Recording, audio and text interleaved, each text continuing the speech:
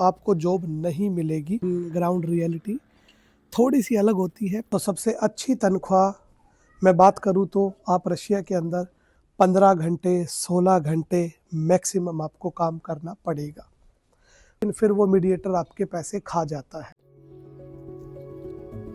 पहले तो सभी दोस्तों से मैं यही कहना चाहूँगा कि मेरे बैकग्राउंड पर बिल्कुल ना जाइएगा। बैकग्राउंड में आपको अभी थोड़े दिन बाद जब रशिया जाऊंगा तो मैं आपको बहुत ही अच्छे अच्छे सुंदर नज़ारे वहाँ के बैकग्राउंड दिखा दूंगा, जो कि आपको भी बहुत ही ज़्यादा पसंद आएंगे। तो गाइस छोड़ो, ये बात तो थी मेरे बैकग्राउंड की, तो इस पर ज़्यादा फोकस मत करना और इस पर ज़्यादा ध्यान भी मत देना। आप बस रशिया से रिलेटेड इंफॉर्मेशन और वहाँ की नॉलेज के बारे पर फोकस करना। तो हम बात करेंगे पहले कि बहुत से लोगों के सवाल है कि सर रशिया में इंग्लिश चलेगी, मेरे को इंग्लिश आती है या फिर मैं इस तरीके की बोल लेता हूँ, मेरे में ये स्किल है, मेरे में वो स्किल है। अगर आपके अंदर स्किल है रिलेटेड टू प्लम्बर की या फिर इलेक्ट्रीशियन की या फिर किसी वेल्डर की या फिर सिलाई की, तो आपको जाते ही जॉब्स मिल जाएंगी। अगर आपको कोई स्किल ही नहीं है, आपने कोई भी काम नहीं किया हुआ है, तो आपको बेशक कितनी अच्छी इंग्लिश आती हो या कुछ भी आता हो, आपको जॉब नहीं मिलेगी। आपको फिर वही जॉब मिलेगी पैकिंग में, उसमें वही आपको अच्छा खाना रहना नहीं दिया जाएगा। बस एक सिंपल आपको सैलरी पकड़ा दी जाएगी, जिसमें आप खाने के नाम पर बोलोगे कि हमें तो चावल मिल रहा है डेली, या फिर रोटी चाहिए हमें, या ये सब्जी चाहिए, मैं तो वेजिटेरियन हूँ, या फिर इस तरीके की 100 तरीके की बातें आपके सामने आएंगी और उनको आपने फेस करना पड़ेगा। लेकिन आपके पास कोई भी किसी तरीके का ऑप्शन नहीं होगा। और जो लोग ये बोलते हैं यूट्यूब पर कि पैसा ही पैसा है रशिया में, लेकिन ग्राउंड रियलिटी थोड़ी सी अलग होती है। पैसा है, लेकिन उस पैसे के लिए कितनी मेहनत करनी पड़ती है। अब मैं बोलूँ, एक बंदा 12 घंटे की नौकरी करता है और वो दिन में 3500 रुपये कमाता है। तो सोचो 12 घंटे की उसने जॉब की, 1 घंटा उसका आने का, एक जाने का, और 1 घंटा सुबह उठ के रेडी होने का, ब्रेकफास्ट करने का। तो टोटल वो अपने 15 घंटे खराब करके एक 3500 रुपये दिन में कमा रहा है, जिसमें उसके बाद वो अपने घर का रेंट, ट्रांसपोर्टेशन, ये भी फिर उसके खर्चे हैं जो कि उसको बहुत ही ज़्यादा महंगे पड़ते हैं। अगर वो शेयरिंग में नहीं रह रहा है तो उसको ज़्यादा पे करना पड़ेगा। अगर वो शेयरिंग में रह रहा है तो कहीं ना कहीं वो उन पैसों को सेव करके अपने घर पर भेज देगा। बाकी मैं आपको एक सुंदर प्यारा नज़ारा दिखाता हूँ।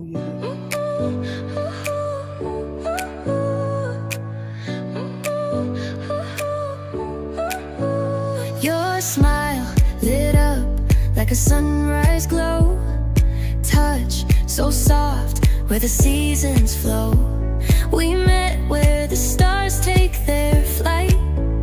Every moment with you feels just right. Whisper your name in the rush of the breeze. Love like an ocean. तो बस यही कहना चाहूँगा मैं कि आप रशिया आ रहे हैं तो ये मत सोच के ये मुझे इंग्लिश आती है तो मैं बहुत ही ज़्यादा पैसे कमा लूँगा। आपके पास एक स्किल होनी चाहिए और एक अच्छा एजेंट होना बहुत ही ज़रूरी है। अदरवाइज़ आप वहाँ पर एक अच्छा फ्यूचर, अच्छे पैसे नहीं कमा पाएंगे। इतना खौफ है, कैमरे से कुत्ते भी भाग गए, देखो।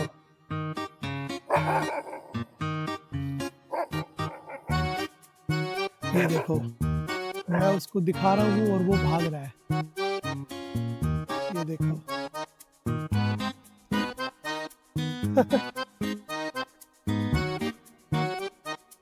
पता नहीं क्यों कैमरे से इंसान और कुत्ता डरता है। तो सबसे अच्छी तनख्वाह मैं बात करूँ तो आप रशिया के अंदर टैक्सी में कमा सकते हैं। एक आदमी 12-14 घंटे अगर किसी कंपनी या फैक्ट्री में काम करता है तो उसको ज़्यादा से ज़्यादा 3500 रुपये दिन का, 4000 या फिर 5000, इससे ज़्यादा उसको नहीं दिया जाता।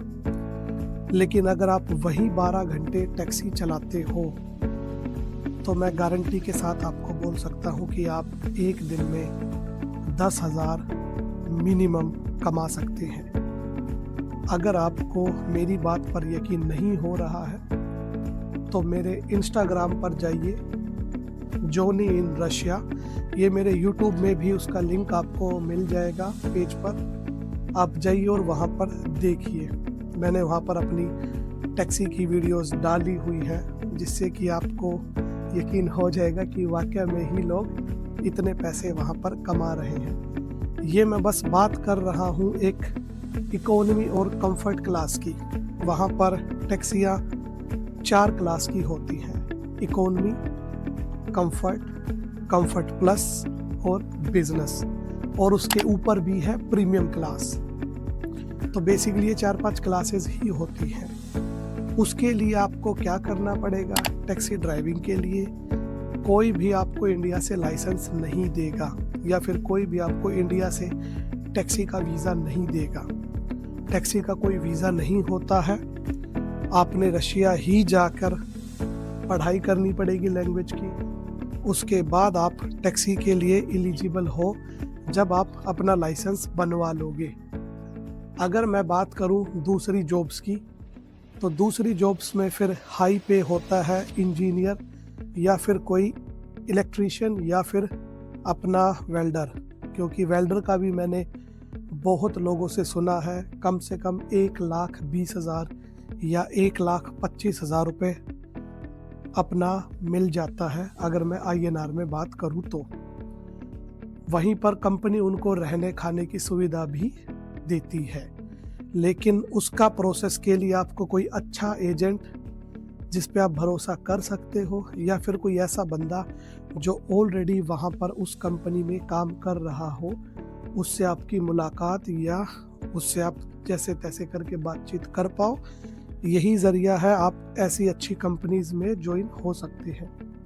अदरवाइज़ तो आपने देखा ही है इंडिया में कितना फ्रॉड चल रहा है, जो कि मैं और आप डेली इंस्टाग्राम और यूट्यूब पर देखते हैं। अगर मैं बात करूं इसके अलावा, मैंने 1-2 जॉब और भी देखी है जिनमें अच्छे खासा पे रेट मिल जाता, लेकिन उनमें आपका 15 घंटे 16 घंटे मैक्सिमम आपको काम करना पड़ेगा।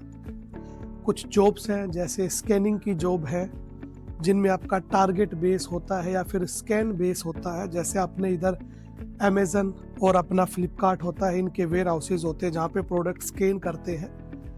तो ऐसा ही कुछ रशिया में 2 कंपनीज हैं, जैसे ओजोन एक नाम है और दूसरा नाम है वाइल्ड बेरीज।